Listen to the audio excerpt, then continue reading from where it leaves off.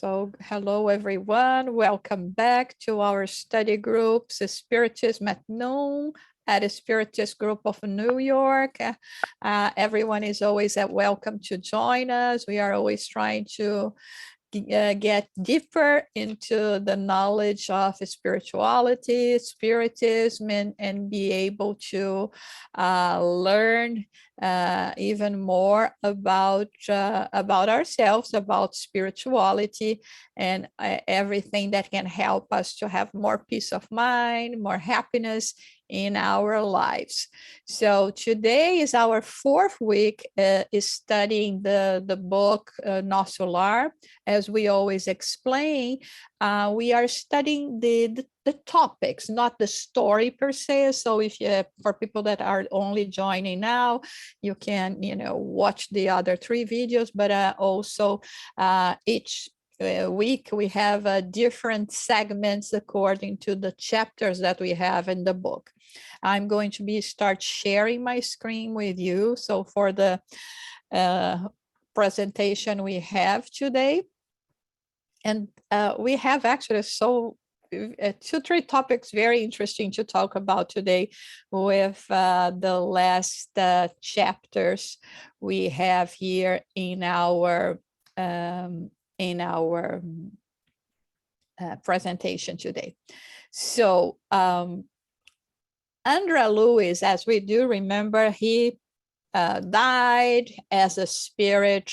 He struggled for a while until he was capable of, so to say, rescue himself or being rescued and be incorporated into the life of a spiritual colony that we have many and plenty in the spirit world. That is called Nosso Lar, our home. Sometimes they refer to as Astral City as well.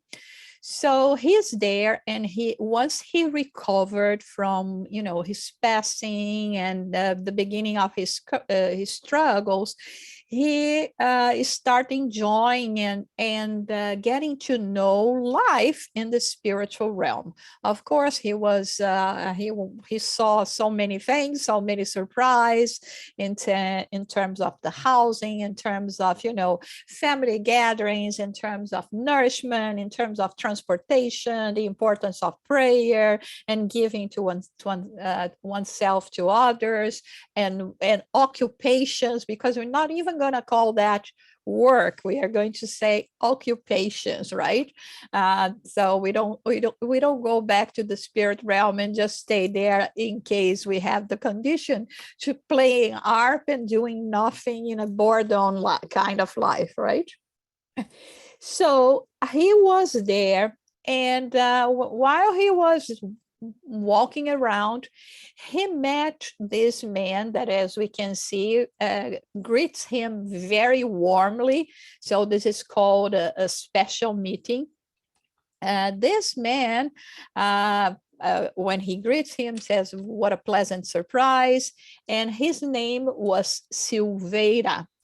His father, André Louis' father, was a very inflexible businessman and took all material assets from this man that is now greeting him so warmly. When André Louis saw him, and remembering the occurrences that happened during his lifetime, he felt so ashamed, especially because we remember the case of this man, Silveira, that he was really living, in some struggles, financially speaking, and he was owing money to his father, and his father was very inflexible, not forgiving or giving him opportunity to extend his payments to him.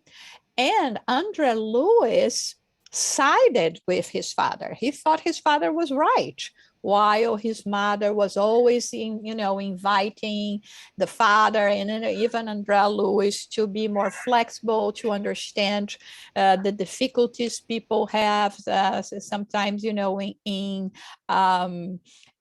in make ends meet. And in this situation, Andre Louis' father didn't want to forgive the debt of this man. So now he sees him. And this is something for us to think about, okay? Everything that we are studying here, we're not just talking about the story of a spirit that died and returned to the spirit realm, and that's it. This is our situation as well. When we return, are we going to meet with people that we will feel embarrassed because of our behavior?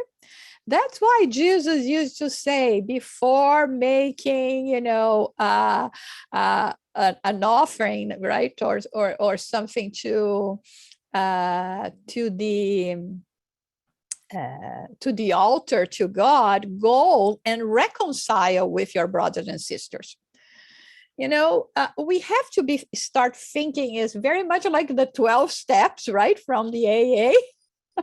Where at some point you will realize that we had behaviors that nowadays we would not, or hopefully not, repeat. And so when he saw this man, his first reaction was our reaction. He pretended that he didn't hear him calling him, "Hey, Andre, I'm here." And he crossed it to the other side of the road, right? Literally, he moved away from him. And then Andrea Luiz, in shame, went to talk to Narcisa, one of the spirit guides that was helping him, the one that he was working in the hospital with. And he told her what happened. And she said, "Well, don't you think it's about time for you to go there and just be sincere, say, now I understand, and ask for forgiveness?" And it was when he went again to look for this man, Silveira, and asked forgiveness. And then the man graciously forgave him, even saying, "You know what, I understand that when we are reincarnated, we do have some accounts with the divine providence, so to say. And we have to go through some experiences. And there will be people that will serve as instruments of the divine providence for us to go through the good times, the hard times." In this example, of course, the hard times, but everything with a name for us to learn and to grow. And so he forgave Andrea Luiz. But it's something for us to think about it, at least on our part now, even if it is not possible to reconcile with someone. Let us not hold grudges. Let us not be bringing this kind of things to our mind. Let's just move forward, send good vibrations and prayers in the direction of these people in situation, because when we are back, there is nothing that will prevent us from a situation of encountering, this kind of, this kind of situation, right?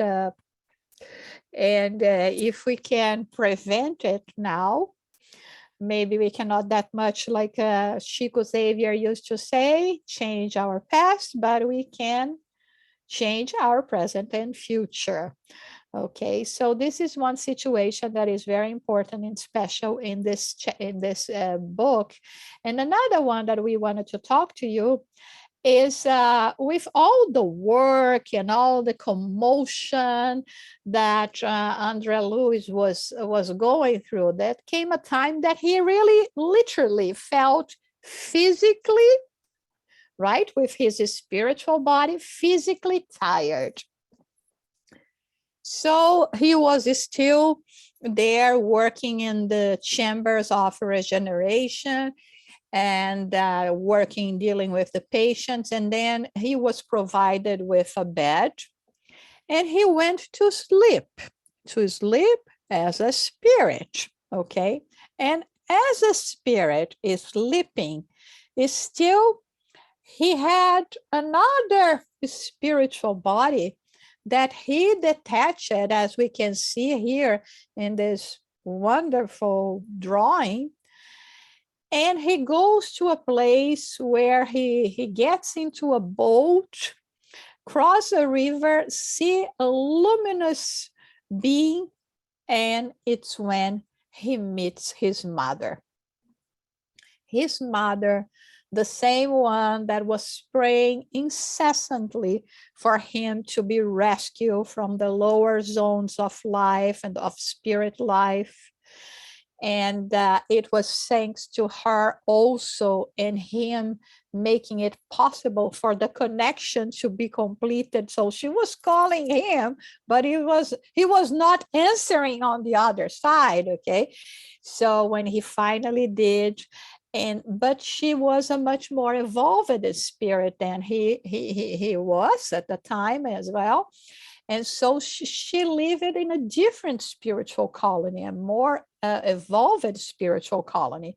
So in this occasion, he was capable to visit her in the middle ground, so to say. He went a little up, she came a little down, and they met, and that was a very joyous moment for them. And I mean, I always try to visualize the good things that we can find there, okay? We should not just think about the bad things, oh, what's going to happen to me. God is much more merciful than we think, especially for those who have been accepting and understanding all the struggles they are going through, knowing that this is part of, of the chisel that is removing the unnecessary layers from this beautiful sculpture that represents our immortal spirit. And sometimes this happens with more or less pain, more or less struggle. And the more we rebel, the more we will feel very much like, if you have to receive, people that sometimes is afraid of getting a shot, receiving a shot, right? A vaccine, for instance. And they are so afraid that needle getting into their body that they tense the body so much that it hurts more. You see, so when we just have this kind of acceptance, understanding that nothing comes our way that that is not somehow forecasted because of our own selves and our behaviors. So we will be more accepting, and always remembering that, yes, we have our share of difficulties to go through, hurdles to go through in life.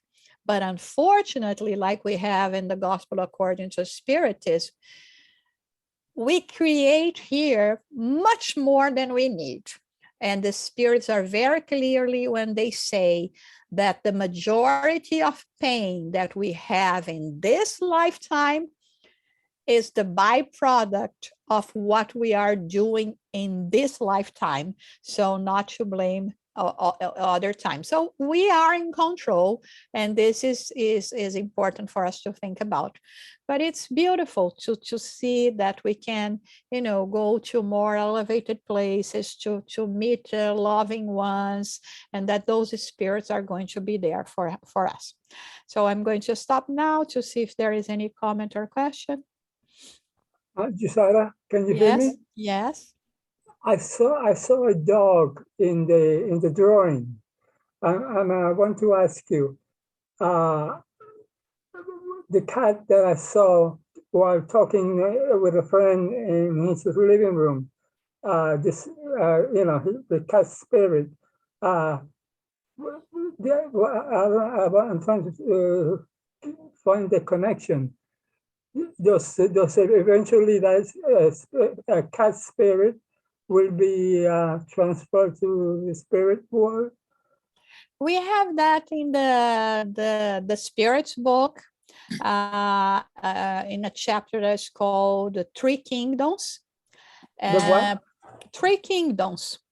Okay. Yes, in the spirits book, and part 2, the Three Kingdoms, where it talks about the progression of the intelligent principle until it reaches individual spirits. So it's not the topic of our conversation today. So very quickly, I'll say that animals, they are still in the category of what we call intelligent principles and not spirits. Spirits would be the next step. It would be, and how we go from one step to the next is the famous missing link from Charles Darwin.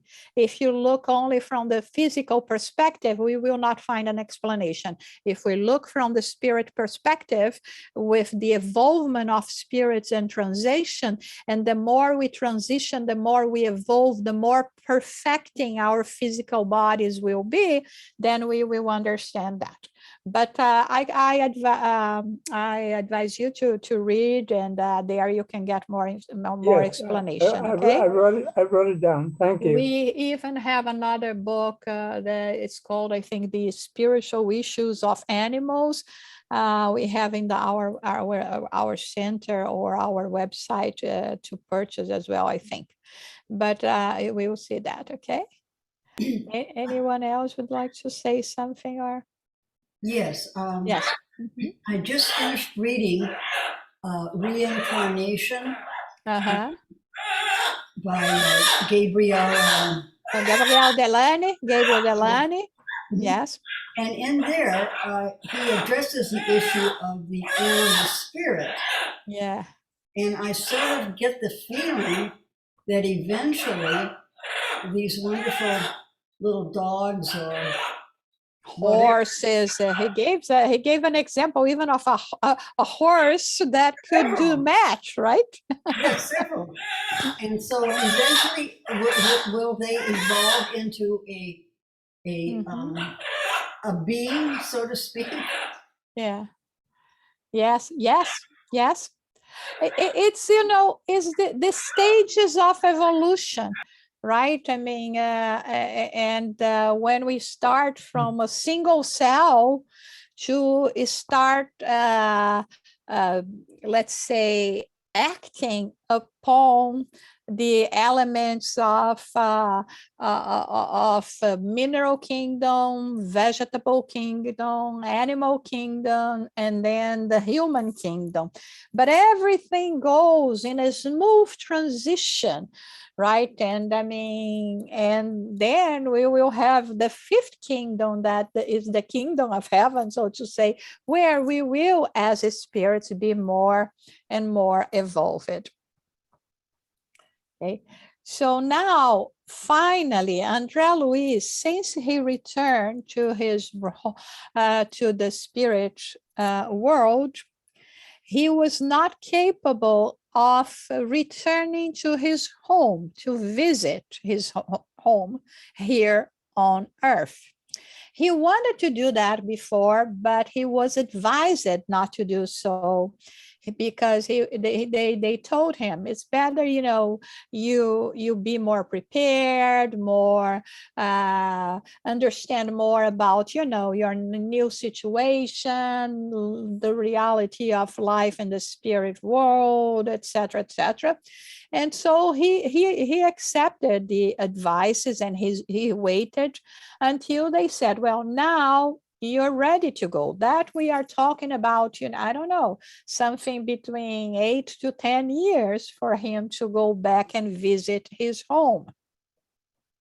And not to bring, negative vibrations to the home, because it's not that you cannot go immediately, but how much are you going to impact the house? So he returns home, and to his surprise, he finds a man is sleeping in his previous bed. or better, in his previous room, because the furniture, according to what he said, was changed.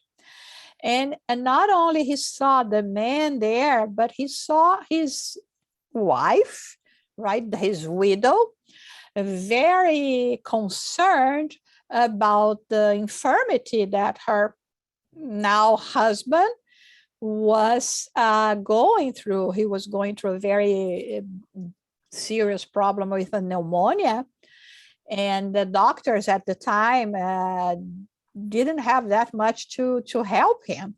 And Andrea Lewis, when he gets into the room, not only he sees this man, he sees his woman in despair, but he also sees a spirit that is feeding on the energy of this man, the new husband, and was aggravating his situation.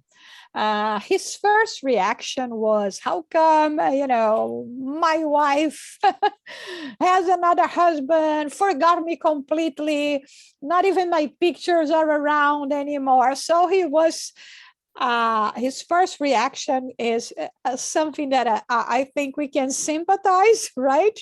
It's very easy for us to understand.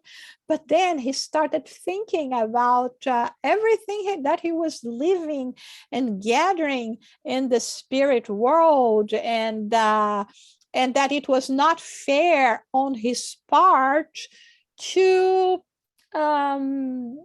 to think that his wife was not right to do that. He said, maybe, if the situation was the other way around, probably I would have married as well.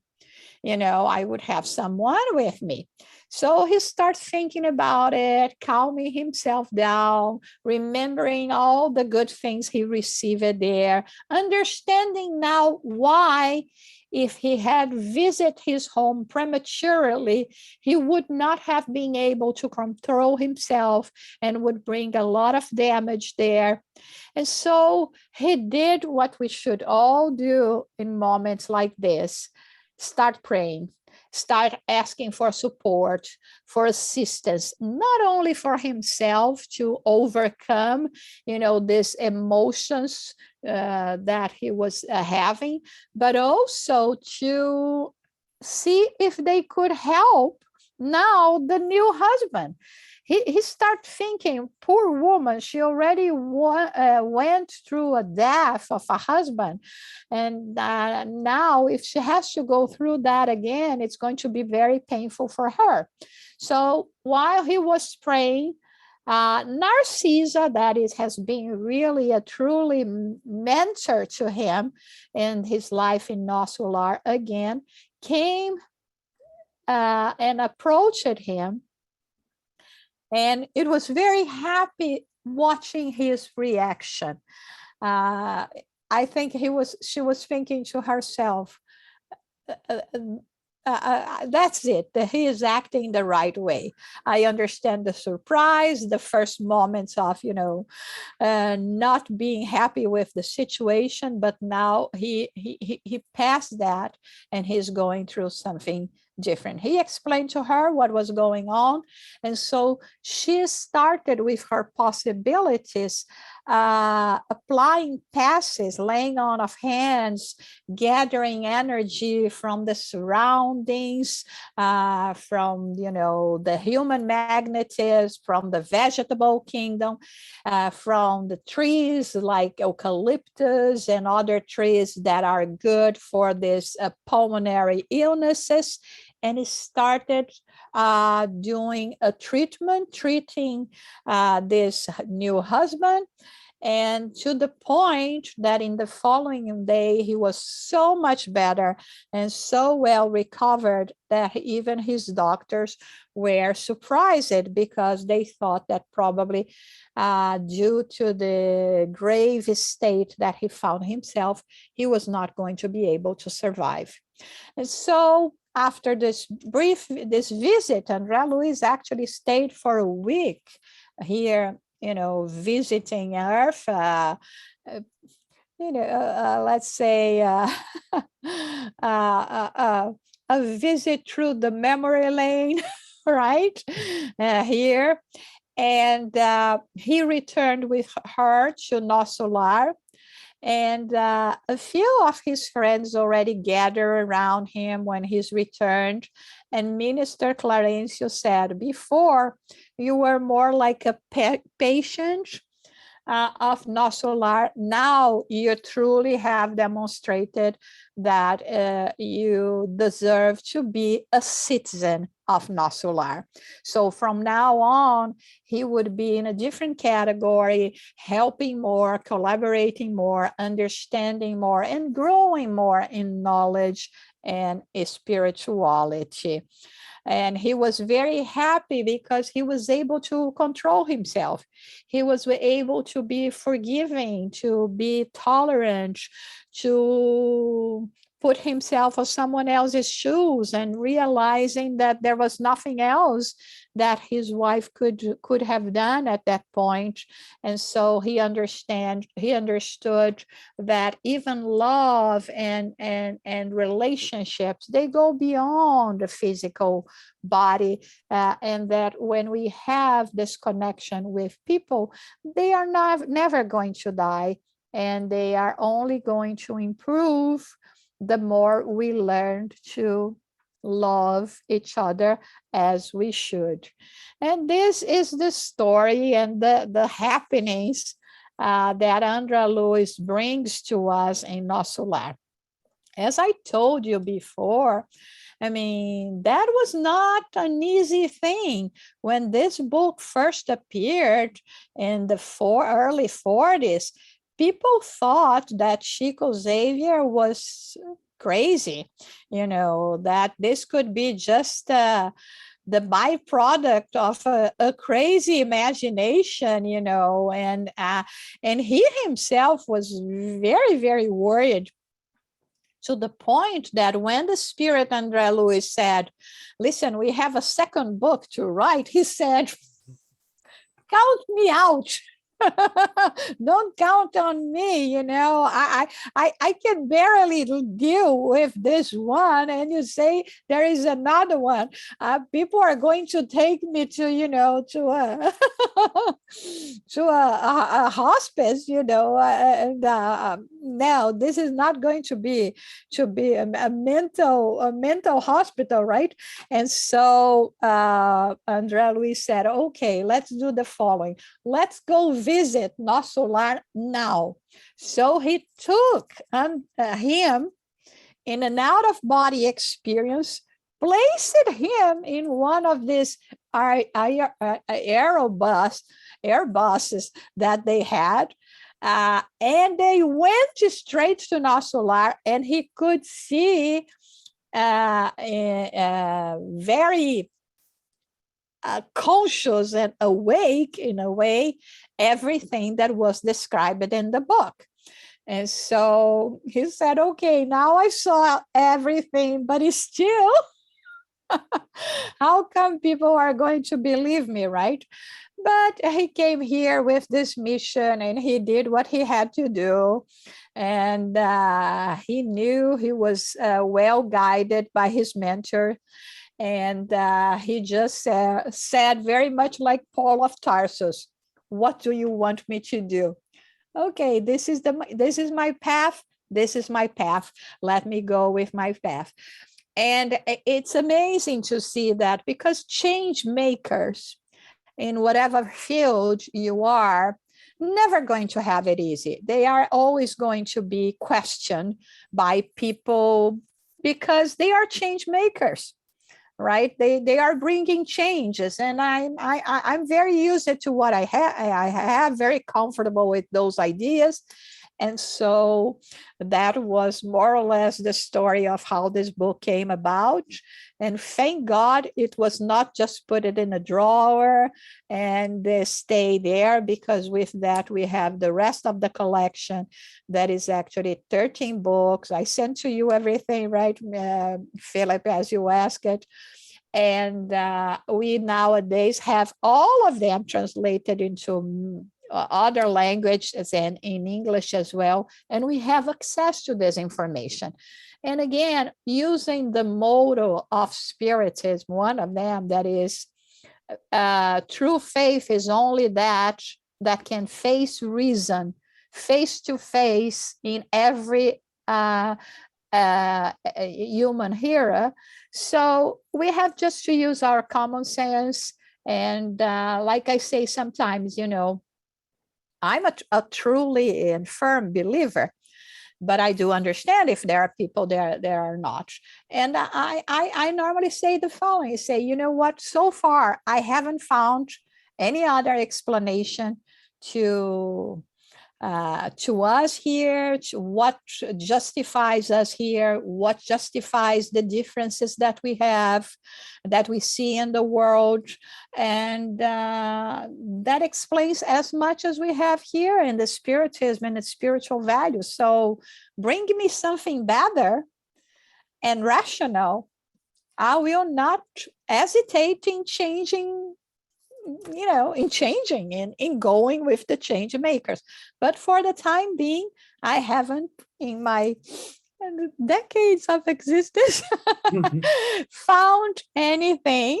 And so, but I always keep an open mind. And this is what we expect from others. Keep an open mind. This is what I do. Sometimes people bring some information. I say, I don't have the possibility of analyzing them now if they are true or not, but I will not be one of those people that will immediately discard or immediately very naively accept. I'll just put it in, one of the drawers in my brain and say, wait until I have more possibilities of getting back there and seeing whether I have enough or not possibility to analyze and accept or not the new idea. So everything this is new, and it's wonderful. And I think here, before even we go to our last part, and as I told you, I have to finish a bit earlier today, I should say thank you, Andre Luis and Chico Xavier, because both of you from the spirit side and from the physical side were very courageous and did a wonderful work and committed an effort to bring all this knowledge to us. Yusara, Yes. Mm-hmm. I thank you for explaining your open mind. And now I see.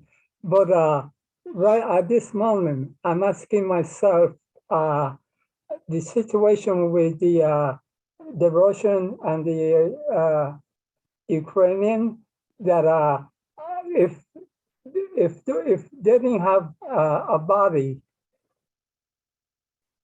they would not be able to destroy one another. This is why I compare as reincarnation as is the body, like a robot. If a robot could not do anything unless he's able to use his hands or whatnot. I'm going to mention something that Albert Einstein used to say, that I'm going to not say exactly what he said because I don't remember word for word, but it's something that what we have to be really paying attention is to the human heart. So whether the wars in Russia, Ukraine, or Vietnam, or Africa, or the United States, or other country, the problem is always the human being. So we cannot be just saying that it's something related to this or that nationality, but it's related to us. If we do not do what we are invited here to do, which is to work on our self-improvement and actually paying really, really 90% of the time more attention to us and to our human heart than the others, we will not be changing. So Gandhi used to say that be the change you want to see in the world. So all of that saddens us very much. And even more because there will always be innocents or people that will be going through those struggles, but we have to trust God, and we have to believe that we have to keep on going. Sonia, you wanted to say something? Yes, thank you very much to bring us the lessons between lines in this book, because this book shows us about city, afterlife, and everything, but your lessons brought to us the possibility to improve ourselves.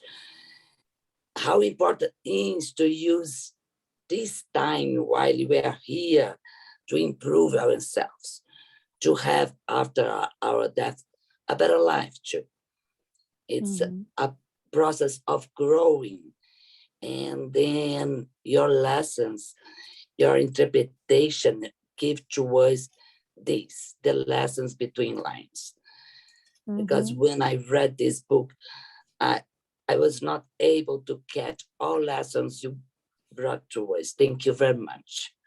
Thank you, Sonia. This is, what I like to do. I like to go really and go in between the lines, because like they say, and this is one thing that sometimes, I was even hearing someone talking about it this past week in a talk that I was watching. None of those spirits placed a word there by chance. Sometimes when we are doing the translations, and this is something that we deal a lot with, and this is what this speaker was talking about.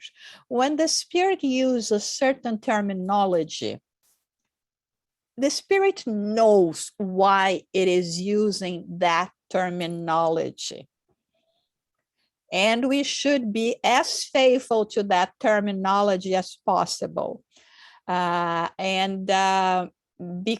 the words there, they were not placed there by chance. And since we know our vocabulary in the several languages, they are very rich and have nuances of, the interpretation. This is unfortunately what for us non-natives is always very hard, because I try my best to go and to try to use the right terminology, but sometimes I do know that there is another one that should be better, but I don't know this word, that is not coming so easily to my mind. And I think this is important.